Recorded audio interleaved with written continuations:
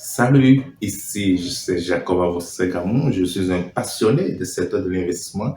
Je souhaite partager avec toi qui me regarde aujourd'hui les opportunités d'investissement dans lesquelles tu peux investir déjà à partir de cette année 2022.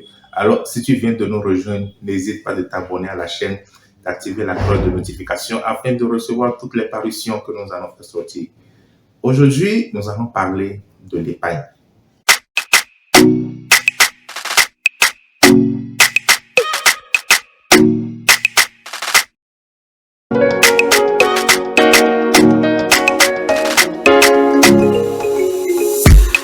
Qui parle de l'épargne, parle de revenus. Vous voyez, l'épargne, c'est une partie des revenus que nous avons, que nous essayons de mettre de côté. L'épargne nous permet de nous projeter dans le futur. Vous comprenez? Épargne, revenu. C'est en fonction des revenus que nous avons que nous sommes en mesure de pouvoir faire d'épargne. C'est en fonction des revenus que nous avons que nous sommes en mesure de pouvoir faire de l'épargne. Mais pour pouvoir faire de l'épargne, comment est-ce qu'il faut procéder? Est-ce que l'épargne tient compte de ce que nous gagnons de l'autre côté? Ou bien par contre, l'épargne tiendra compte des projets d'avenir que nous avons? Je crois que la réponse est toute trouvée. L'épargne, en un premier lieu, comme je viens de le dire, ça nous permet d'anticiper. Ça nous permet de nous projeter dans le futur. C'est-à-dire, les projets d'avenir que nous avons envie de pouvoir les réaliser, c'est en fonction de l'épargne que nous pouvons réellement le faire. Puisque qui parle d'épargne, après avoir épargné, qu'est-ce qu'on fait ensuite? Investissement. Vous voyez? Lorsque nous avons un revenu, nous allons parler aujourd'hui des revenus fixes. C'est-à-dire quoi? Des revenus qui sont fréquents. Vous voyez? Que nous avons presque tout le temps. Nous n'allons pas parler des revenus intermédiaires, c'est-à-dire des revenus qui viennent dans le temps, c'est-à-dire vous avez réalisé par exemple une prestation de service et qu'on vous paie dans un délai de 4 mois, 5 mois, 6 mois. Nous n'allons pas tenir compte de ça aujourd'hui. Mais prioritairement, nous allons parler des revenus qui viennent de façon hebdomadaire ou de façon mensuelle. Lorsque ces revenus-là viennent, la première des choses à réaliser, c'est de pouvoir lever ce qu'on appelle les charges fixes. C'est de pouvoir lever ce qu'on appelle les charges fixes. Vous voyez? Quels sont ce qu'on peut appeler les charges fixes?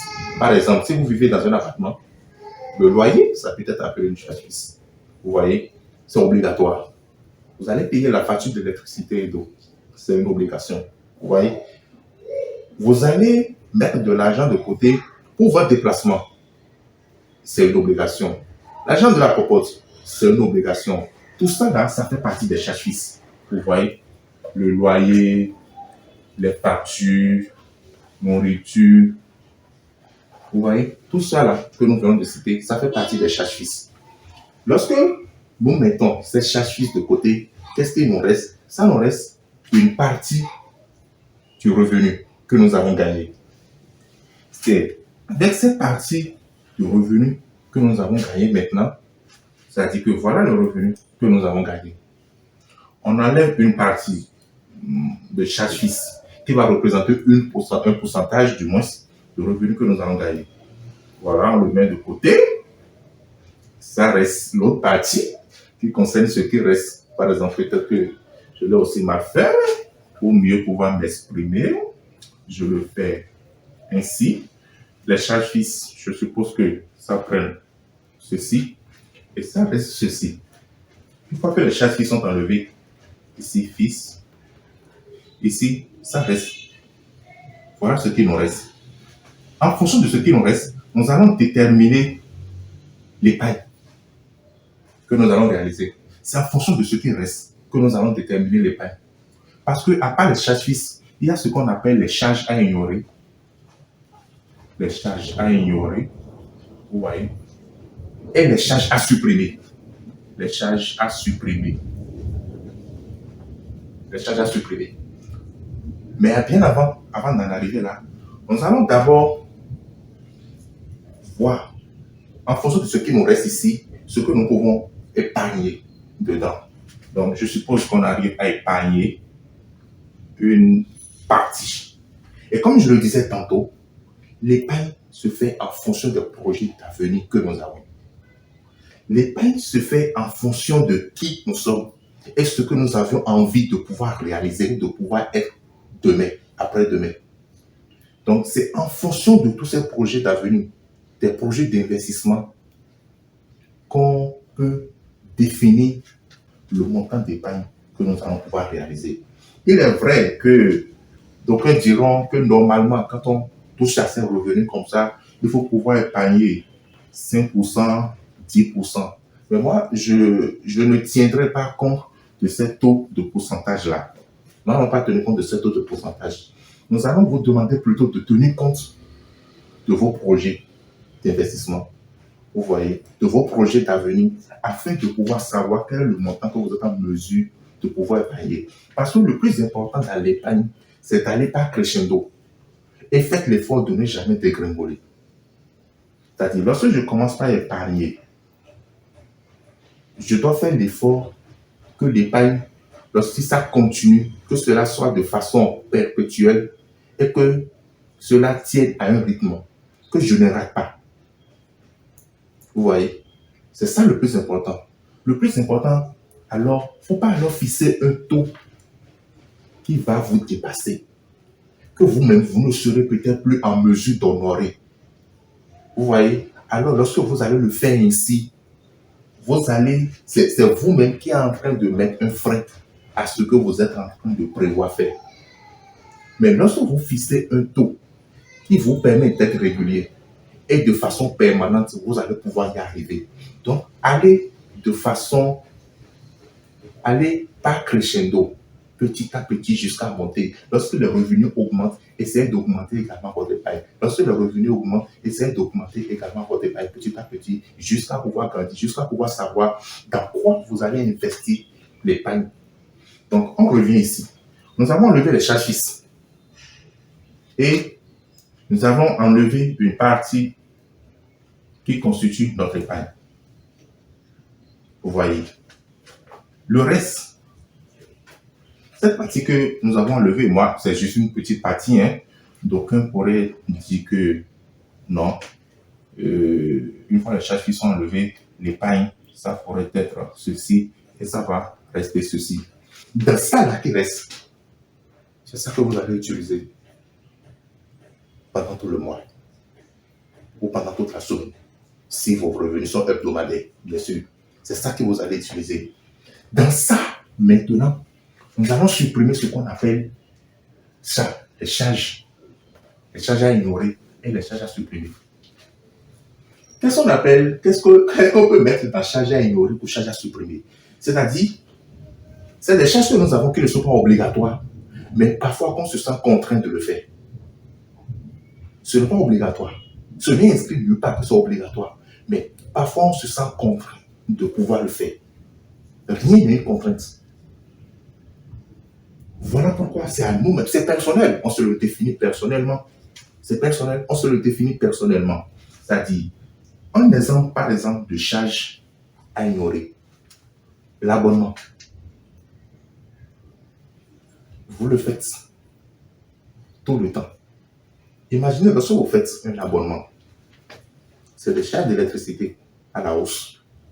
Insomnie à la hausse, puisque vous allez passer tout votre temps, peut-être devant le petit écran. Insomnie à la hausse. Et moins de productivité, la productivité à la baisse. Au même moment, vous dépensez votre argent pour pouvoir le faire.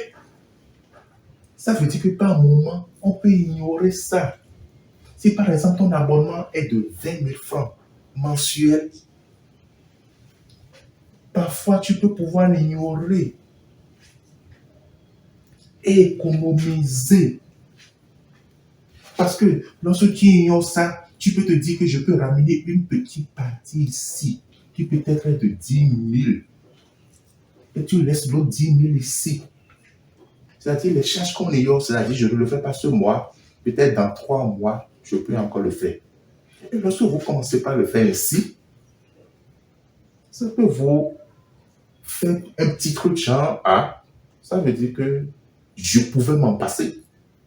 Essayez, voir. Ça peut marcher. Mais dedans, il y a des charges à supprimer.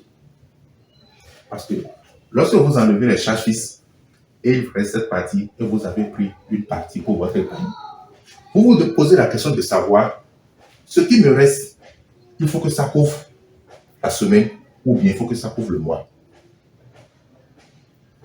Si vous vous en rendez compte que ce qui vous reste ne vous permet pas de couvrir le mois ou bien de couvrir la semaine, vous êtes obligé maintenant de passer à cette étape-là. Lorsque vous finissez cette étape et vous vous en rendez compte, non, ce qui reste là, ça ne suffit toujours pas. Vous pouvez revenir ici en disant peut-être que vous allez encore enlever, augmenter un peu ce qui est de ce côté-là. Vous voyez, de réduire un peu votre épargne. Vous voyez, c'est vous qui définissez le montant que vous avez ici. Ça veut dire quoi?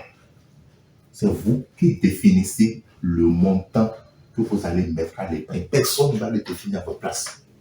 Mais faites l'effort en définissant ce montant, que cela ne vienne jamais à la baisse. Ça peut être un petit montant, mais que ça soit de façon régulière. Si c'est de gros montants, ça peut être que ça soit également de façon régulière, de telle sorte que vous soyez prêt à respecter ce rythme-là, que rien ne vous amène à pouvoir quitter ici, lorsque vous avez fini de définir, à pouvoir vous dire non, ce mois-ci, je ne suis pas en mesure de pouvoir faire telle chose, donc je vais diminuer encore. Non. Ça veut dire quoi? Au préalable, vous n'avez pas bien fait le calcul. Ça veut dire qu'au préalable, le calcul n'a pas été bien fait. Bien fait du moins. Donc, voilà un peu ce que nous pourrons dire en ce qui concerne l'épargne, en ce qui concerne les revenus. Maintenant, en termes de revenus, les revenus que vous avez, qui ne sont pas hebdomadaires ou qui ne sont pas mensuels, mais qui viennent par moment à cause des activités parallèles que vous faites, il faut pouvoir leur trouver une place. Vous voyez? Et il faut pouvoir les définir. Lorsque ces revenus-là viennent, il faut directement les mettre dans ce cadre de l'épargne.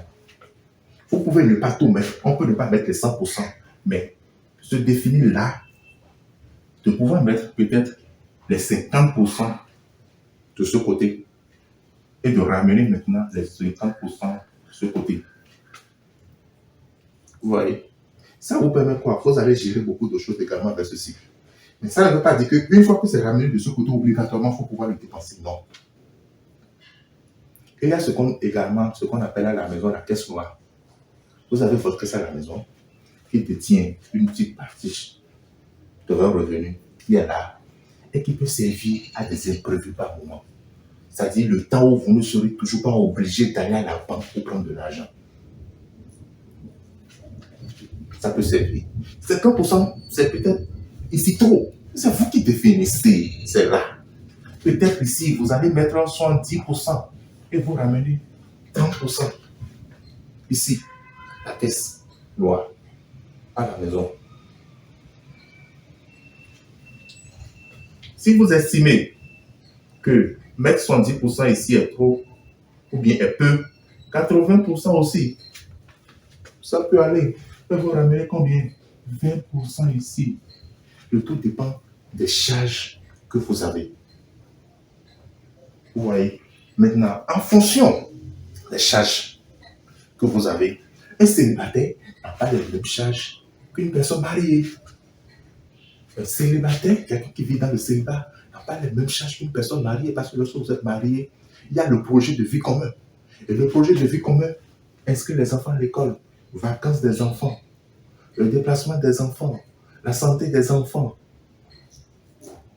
l'immobilier, nous allons investir dans l'immobilier, nous allons construire notre maison, nous allons faire ci, nous allons faire ça. Ça devient un projet de vie commun. Donc, lorsque seul, vous avez l'habitude d'épargner d'une manière donnée, lorsque vous vous mariez, ça devient encore autre chose. Vous vous asseyez ensemble et vous définissez ensemble le projet de vie commun. Et c'est en fonction de ce projet de vie commun, désormais, que vous faites l'épargne. Que votre femme travaille ou qu'elle ne travaille pas, vous êtes obligé de le faire. Que madame travaille ou que madame ne travaille pas, ce n'est pas le plus important. Si elle travaille, tant mieux, c'est bon. Ça va faire un plus. Mais si elle ne travaille pas, vous devez tenir compte de ça pour pouvoir le faire, pour pouvoir instaurer ce projet de vie commun-là. Et ça vous permettra également de savoir désormais quelles sont les charges fixes. Parce que là, désormais, les charges fixes peuvent augmenter.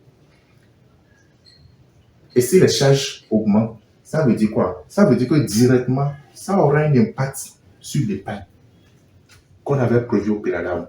Si on prend l'exemple de madame, si par exemple, on se retrouve dans un contexte où madame travaille. Si madame travaille, ok, madame avec ses revenus, c'est ci, monsieur avec ses revenus, c'est ci. Monsieur avait l'habitude d'épargner, peut-être si, madame également avait l'habitude d'épargner, si. Désormais, vous vous asseyez, que vous voyez, avec les charges que vous avez, est-ce que si vous combinez les revenus que vous mettez de côté, est-ce que ça peut subvenir désormais à vos charges de la famille? S'il y a des charges également à ignorer, des charges à supprimer, c'est également le moment d'en parler. Et lorsque vous faites le point de tout ça, vous saurez déjà combien est-ce que vous pouvez épargner. Vous voyez? Et désormais, combien est-ce que vous pouvez retenir pour pouvoir assumer le mois ou la semaine, faire face à quelques imprévus qui viennent et faire face à quelques dépenses également qui viennent d'un côté ou soit de l'autre. De façon résumée, vous avez votre revenu, vous épargnez de l'argent.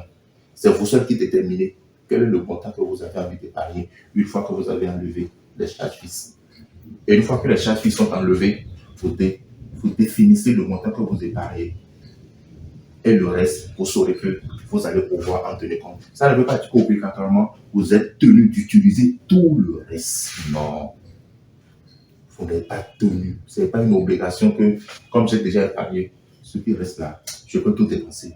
Non. Non.